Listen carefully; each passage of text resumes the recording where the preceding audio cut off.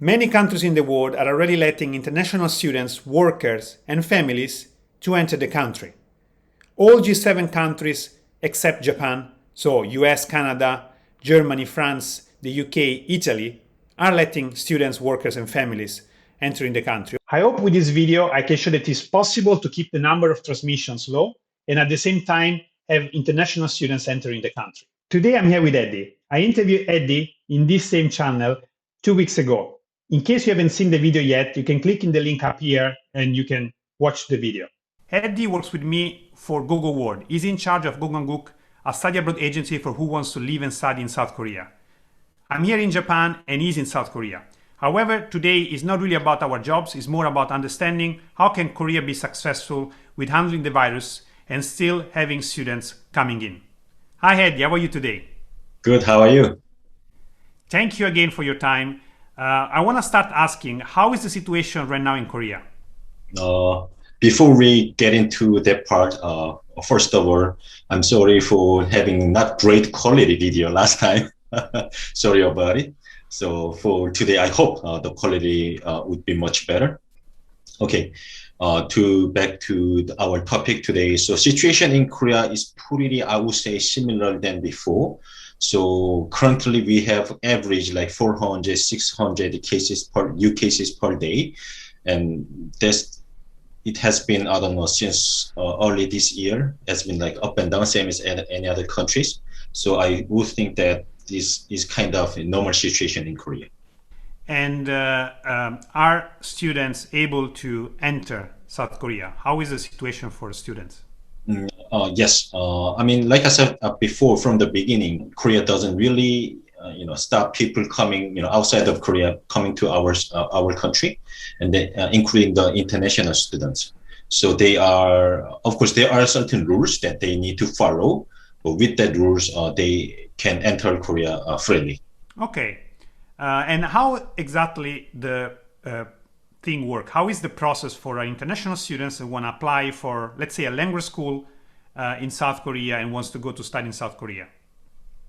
I mean, the process itself is pretty similar to any other, like even before the pandemic situation.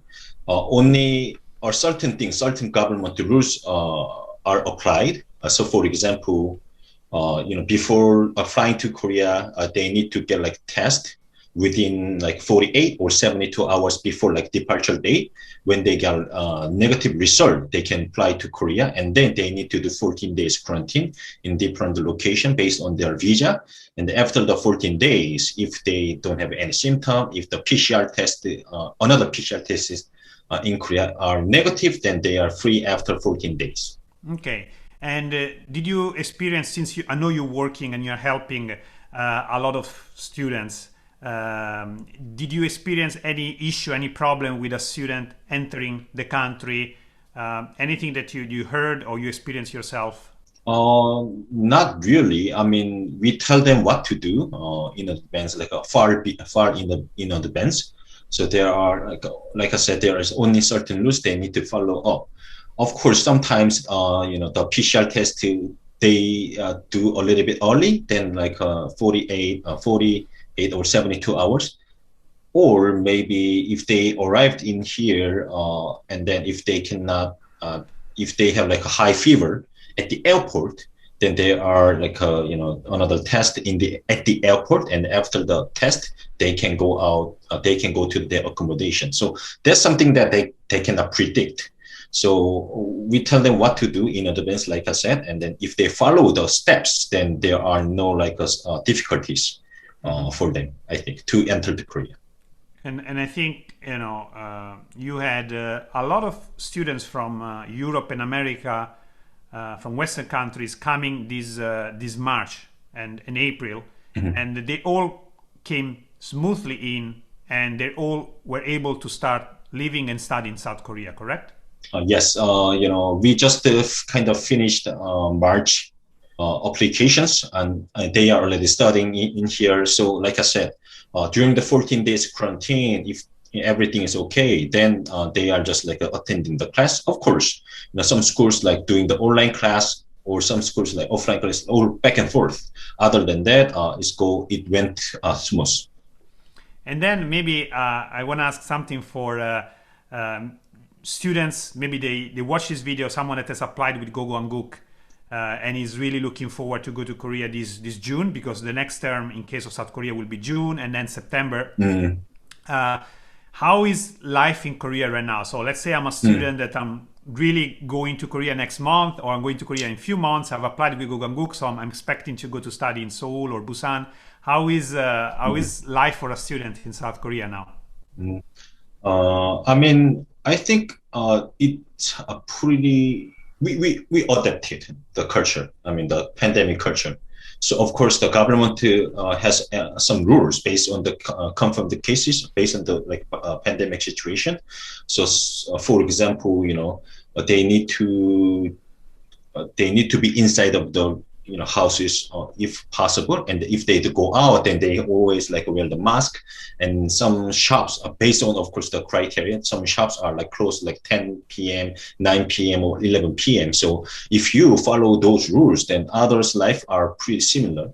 I mean, safe and similar to your country. So wearing always the mask when they go out, and then they can have fun, with the others as well. So I would say it become a new normal life in Korea is already here.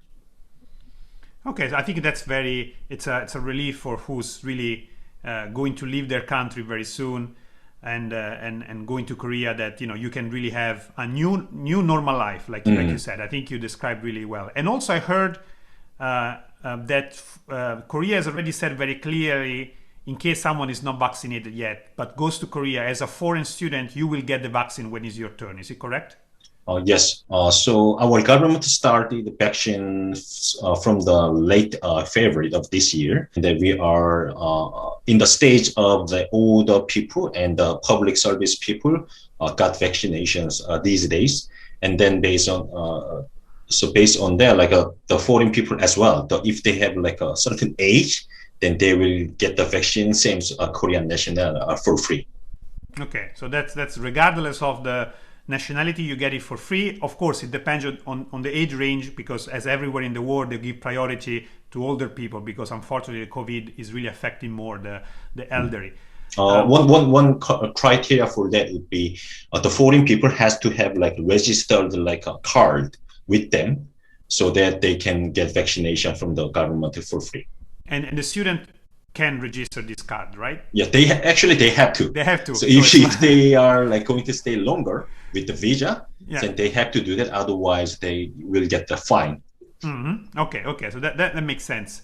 I think that's everything. I think your message is very clear. I just wanted to show that with the proper procedure in place, it's possible to have international students enter your country, and South Korea is actually so close to Japan, so it is possible to have a similar immigration process here in Japan. If you have comments, or if you have questions for Eddy or for the situation in South Korea, please feel free to write a comment in the video, and I will ask Eddy, of course, to have a look, and I will reply on Eddy's behalf on the channel. So please feel free to ask Eddy anything about the situation for international students in South Korea as well. And I invite everyone to visit his website, which is gogohanguk.com. I will leave it in the description if you want to ask any question about life in South Korea or study in South Korea as well. Thank you very much, Eddy, for your time again today. No problem. Thank you. And before ending the video, I just want to be clear about one point. So I'm not really talking about reopening Japan and the country to mass tourism, or letting every foreigner in without any control.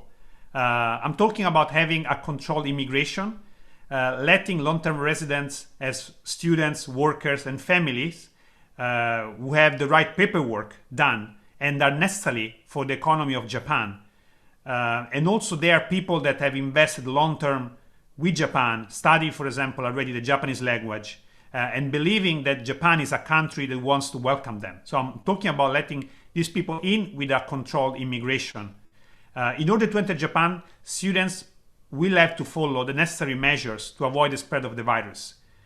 Students are not tourists. They don't want to just come and have fun and ignore the rules. They will follow the rules. In fact, many of them, just to keep the hope alive to enter Japan, are studying, for example, every day at 3 a.m. with online classes, are using their savings right now so they can wait a bit longer and they can still enter when the border opens.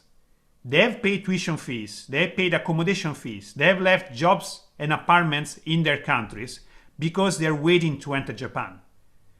I've spoke with some of the students that are now stranded outside Japan, and if you want to hear directly from them, you can find the videos in the playlist I link up here. I hope all of you watching appreciate this video. Please show support to international students, leaving a comment, like and share the video as much as possible so we can all together share awareness about the situation of international students. And don't forget to subscribe to the channel to get the latest information. Thank you for watching. Mata ne. Bye.